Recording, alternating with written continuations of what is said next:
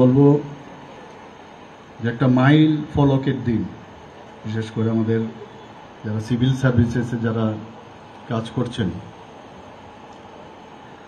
এখানে আমাদের chief secretary সাহেব বলেছেন যে উনি গ্রামে যখন খেলতেন তখন যখন লাল বাত্তিওয়ালা কোনো গাড়ি আসতো তখন যে উনার যে চিন্তা ভাবনা বা উনার যে চিন্তাধারা, এটা টিপ অফ দ্য আইসবার্গ। অন্যান্য আমাদের ওই বয়সে ছেলে মেয়েদের মধ্যে একটা যে চিফ সেক্রেটারি এসছেন বা এসপি মহোদয় এসছেন, ডিএম এসছেন, তো একটা অদ্ভুত যে ওনারা কি কাজ করেন, ওনারা কোন অন্য জগতের লোক, এই ধরনের একটা চিন্তাভাবনা কিন্তু আছে এখনো। যারা এটা মানে ছোট ছোট ছেলে মেয়েরা গ্রামে গঞ্জে বিভিন্ন জায়গায় আছে, তাদের মধ্যে এখনো কিন্তু এটা চলবে। এবং ওনাদেরকে দেখে এই যে একটা ভিতর থেকে আসে যে আমিও কেন ওদের মতো হব না, এই যে বিষয়, সেটা আমি আশা করি এতে করে মানুষের মধ্যে একটা কম্পিটিশনের যে বিষয় সেটা মানসিকভাবে আসে, এবং সেটা চলবে, আগামী দিনেও চলবে।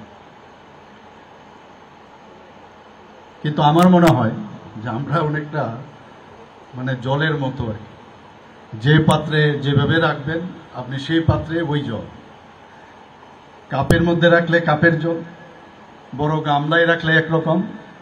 এবং ব্যক্তিগত জীবনে আমার মনে হয় এখন আমরা যে যে জায়গায় যখন যখন আমি ছিলাম ওই জায়গার মধ্যে আমি সেরকম, যে সব উপর থেকে ডিসিশন থাকে, দেখতে হবে আমি যখন এই কাজটা আমি করছি প্রপারলি আমি করছি কিনা, এবং ইন ডেপথ আমার যেতে হবে, এটাকে জানতে হবে।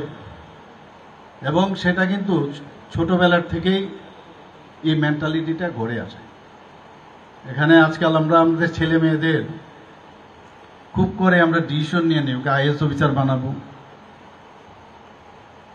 ওকে টিসিএস অফিসার বানাবো, আইপিএস অফিসার বানাবো, টিপিএস অফিসার বানাবো, আইএফএস অফিসার বানাবো।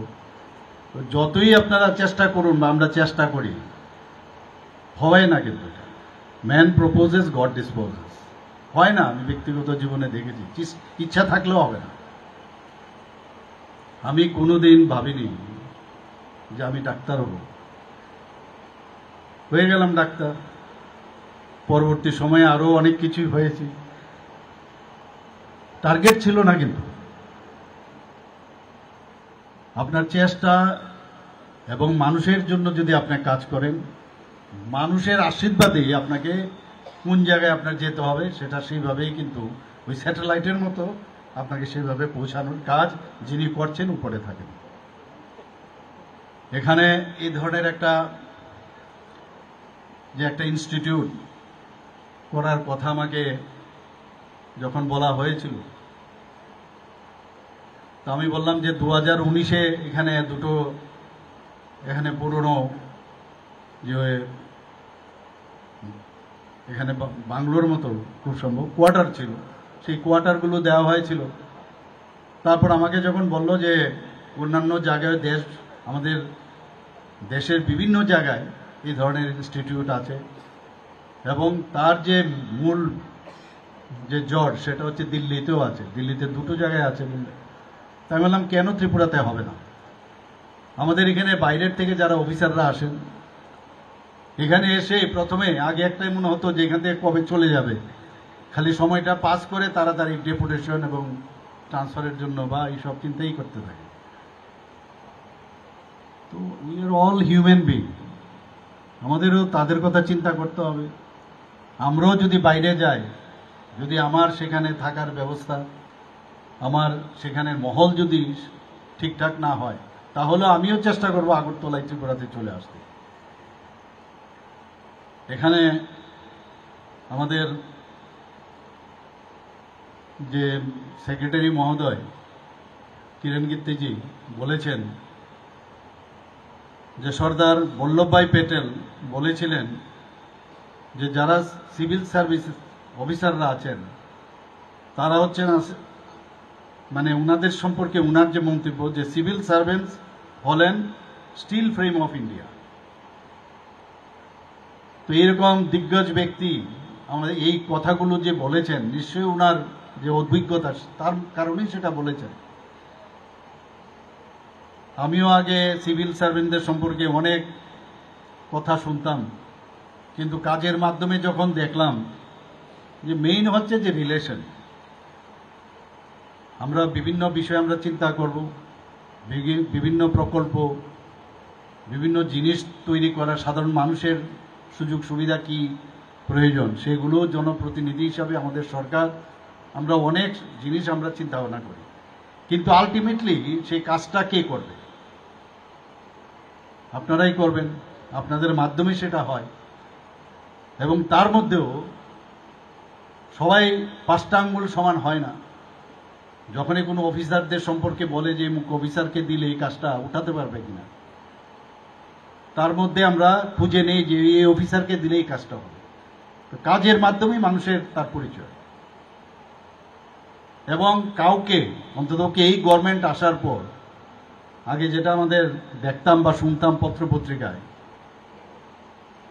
গার্জিয়ানশিপ আছে, গার্জিয়ানশিপ থাকবেও আগামী, কিন্তু কাউকে ওই রকম ভাবে প্রেসার করার যে একটা আগে দেখতাম শুনতাম যে আমার লোক হতে হবে, আমাদের লোক না হলে হবে না, তার বাইরেও কিন্তু এই মহল আমরা দিতে পারছি, এটা আমি বলতে পারি নিশ্চিত রূপে। সেটা আমি চাই আগামী দিনও সেটা বজায় থাকবে।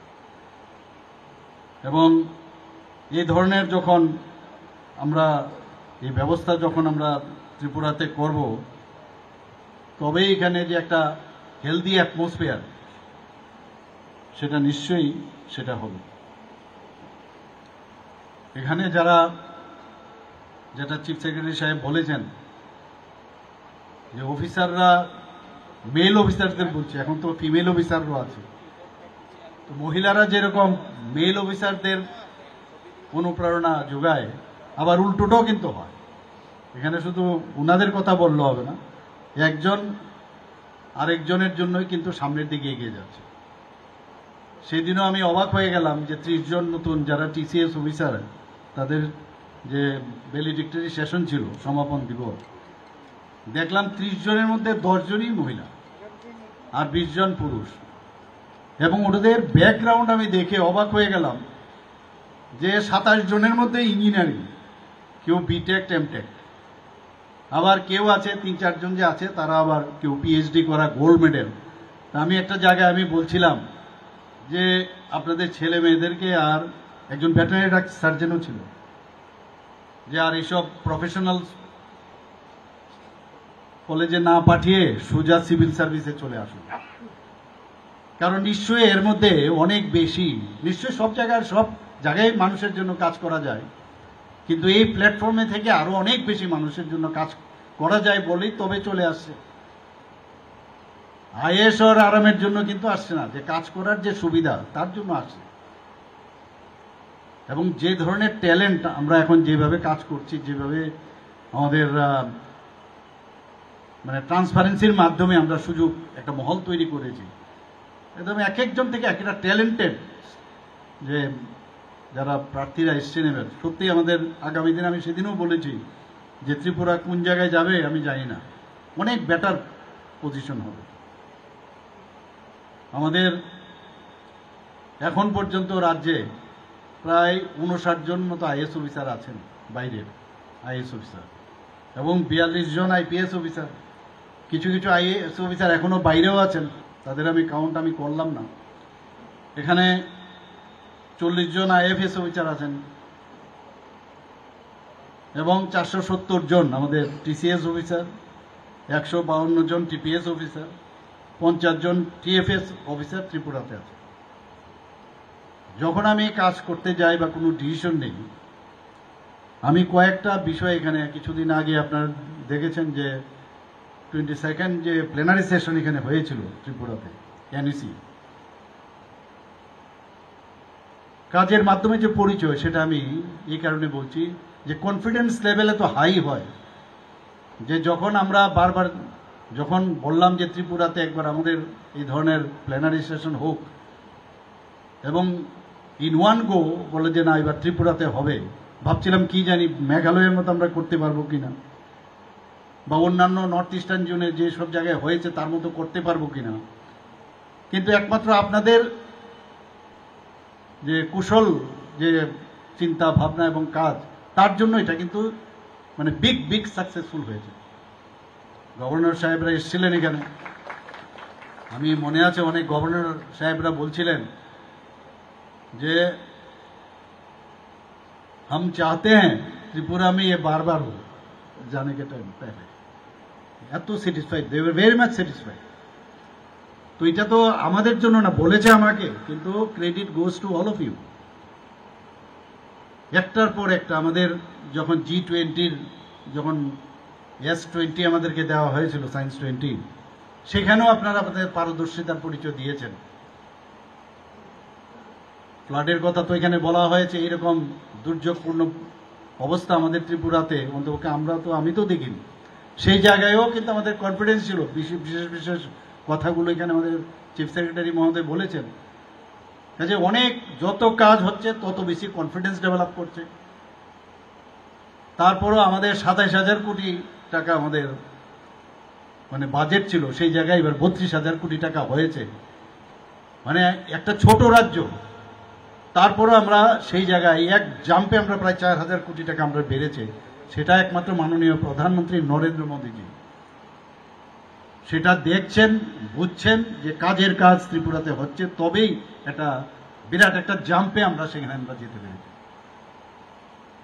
আমি আশা করি যে আগামী দিনও আমরা বিভিন্ন যে আমরা টিম ত্রিপুরা, আমি বলবো যে টিম ত্রিপুরা, সেটা যদি আমরা বজায় রাখতে পারি, সবার জন্য যে কাজের যে প্রয়োজন, যে মৌলিক যে সমস্যাগুলো, সেটা আমাদের পানীয় জলের ব্যবস্থা হোক, রাস্তাঘাটেই হোক, এখানে ইলেকট্রিসিটি হোক, বিভিন্ন যে যোজনাগুলো আমাদের সেন্ট্রালের এবং স্টেটের আমরা আছে, সেইগুলো আমরা তবে পৌঁছাতে পারব।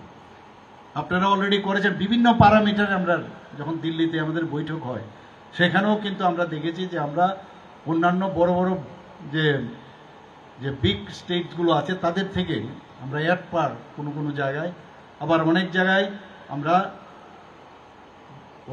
ওদের জাস্ট পেছনে আমরা রয়েছি।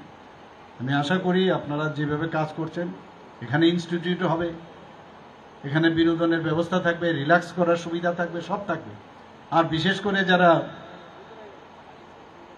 লেডিজরা আছেন তাদের পক্ষেও এখানে সামাজিক কাজের সাথে সাথে এখানে তাদেরও একটা মানসিক যে একটা বিষয় আছে, সেটাও কিন্তু আপনারা, এবং এই যে বাইরে যাওয়ার জন্য বারবার মুখ্যমন্ত্রীকে অনুরোধ করা, সেটাও মনে হয় অনেকটা কমে যাবে, এবং সেটা আমার জন্য অন্ততপক্ষে সুখকর বিষয় হবে, এবং সেটা কিন্তু আলটিমেটলি মানুষের কাজে আসবে। এবং আমি অ্যালাও করবো না, বলবো এখানে সব আছে, আপনারা চলে আসুন, আমি আর যেতে দেবো না আপনাদের। এখানে অনেক আইএস অফিসারদের জন্য আমার বাধ্য হয়ে মাননীয় প্রধানমন্ত্রীর কাছে আমার চিঠি লিখতে হয়েছে, যেতে অসুবিধা নেই, যাক, কিন্তু ঠিক সময়ে গিয়ে আবার চলে আসলেই হয়, যাওয়ার পরে আর আসতে চায় না। ওখানে গিয়ে ওকে ধরে তারপরে ওনাদের মাধ্যমে এটা ইনডাইরেক্টলি বলা হয় যে আরে আপনারা নিয়ে যাচ্ছেন, তো আমরাও হিউম্যান বিং, তো এটা একটু অসুবিধা হয়। এখন এই ধরনের ইনস্টিটিউট যখন হবে, পাশাপাশি আপনারা যেরকম এখানে সব সুযোগ সুবিধা থাকবে। আবার যেটা বলা হয়েছে, এখানে ইনস্টিটিউশন বলতে যেটা বোঝায় বিভিন্ন কার্যক্রম আপনারা for the development of your this expertise সেখানে আপনারা করতে পারবেন। তো এটা আমাদের জন্য এখন সুবিধা হবে। এবং এখানে আসা মানে এটা না এখানে আসলাম রিল্যাক্স করলাম এরকম না, এটা রিলেশন কিন্তু আপনাদের নিজেদের মধ্যে ডেভেলপ করবে। আপনারা যখন একটা ইউনিট হবেন, আলটিমেটলি এটা আমাদের জন্য সুবিধা হবে। সেখানে একটা আত্মিক যে সম্পর্ক, একটা পারিবারিক যে মিলন, সেটা কিন্তু আপনাদের হবে। এখানে আজকে আমি গুড গভর্নেন্সের যিনি সেক্রেটারি মহোদয়, আমি ওনাকে ধন্যবাদ দেব। যখনই আমি বললাম, কিছু কিছু অফিসার আছে যাদেরকে কোনো কাজ দিলে অনেক সময় দেখা যায় নিশ্চিত থাকি আমরা যে ওনাদের কাজটা দিলে কাজটা ওনারা তুলে নিয়ে আসবেন। তো কিরণ গিত্তজিকে আমি ধন্যবাদ দেব যে গুড গভর্নেন্সের মাধ্যমে এই যে 31 করোড়ের উপরে যেখানে ব্যবস্থা করা হয়েছে, এবং যেভাবে আমি বারবার বলবো যে আমি জিজ্ঞেস করছিলাম এবার এখানে বসে আমি জিজ্ঞেস করছিলাম সিএস সাহেবকে যে কতদিন লাগবে এটা শেষ হতে, বলে 2 বছরের মধ্যে হবে। টাইম লাইন যেন ফিক্স থাকে, 2 বছরের মধ্যেই যেন আবার এটা মানে শুরু করা যায় সেই দিকে নজর রাখবেন। আমরা প্রতি ঘরে সুশাসনের বিষয়টাও আপনারা এত সুন্দরভাবে প্রতি ঘরে সুশাসন মানে 2.0 সেটাও আমরা 2বারে আমরা শুরু করেছি, সেখানেও আমরা সাকসেস আমরা হয়েছি। আমি দেখেছি যখনই যে কোনো বিষয়ে যে কোনো প্রকল্পই হোক আর যাই হোক, আলটিমেটলি আপনাদেরই উপর ভিত্তি করে আমরা সাধারণ মানুষের কাছে যাই, এবং সেটা যত আরও সুদৃঢ় হবে ততই আগামী দিন মানুষের কাছে জবাব যদি দিতে হয় সেটা দিতে অনেকটা সুবিধা হয়, মিথ্যে কথা যেন না বলি আমরা। এবং সেটা আগামী দিন আমি মনে হয় যে আপনারা সেই কাজটা যেভাবে করে আসছেন তা আরও ভালোভাবে করবেন। আর ইনোভেটিভ কোনো যদি আরও চিন্তাভাবনা থাকে নিশ্চয়ই আপনারা সেই কাজটা করবেন। এবং আজকের এই যে সিভিল সার্ভিস অফিসার্স ইনস্টিটিউট যেটা হচ্ছে এবং যারা ব্লাড এখানে দিচ্ছেন, একজন তো আমাকে বললেন বহুদিন ধরে আমি আপনার পেশেন্ট ছিলাম, তো খুব ভালো লাগলো। যেখানেই যাই এরকম 3 দশক ধরে 3টা জেনারেশনই বলা যায় আমার পেশেন্ট, তো আমিও চিনতে পারিনি, তো খুব ভালো লাগলো। এর মধ্যে কিন্তু একটা যখনই বলে আপনার পেশেন্ট, তো একটা আলাদা ফিলিংস কিন্তু চলে আসে। কোনো সময় যখন আপনি চলে যাবেন বা আমরা চলে গেলাম কোনো জায়গায় দেখা হলো, স্যার আপনার আন্ডারে তো আমি ছিলাম, এটা কিন্তু সম্পর্কের তখন ওই মুহূর্তটা চলে আসে। আজকে চিফ সেক্রেটারি সাহেব এখানে আছেন, যারা ওনার নিচে যারা অফিসাররা থাকবেন হয়তো বা উনি সবাইকে চিনবেন না, কিন্তু বলবেন স্যার আপনি তো তখন চিফ সেক্রেটারি ছিলেন। এখানে ডিজি সাহেব আছেন, কোনো অফিসার বলবেন স্যার আপনার সময় তো আমি ওই এমুক অফিসার ছিলাম। সাথে সাথে কিন্তু একটা রিপলস মনে, যারে আমার তো লোক, আমার লোক। এই যে ফিলিংসটা এই ইনস্টিটিউটের মাধ্যমে আরও ডেভেলপ করবে। এই ডেভেলপ হলে ত্রিপুরা রাজ্যেরও মঙ্গল হবে। এবং মাননীয় প্রধানমন্ত্রীজি যেভাবে বলছেন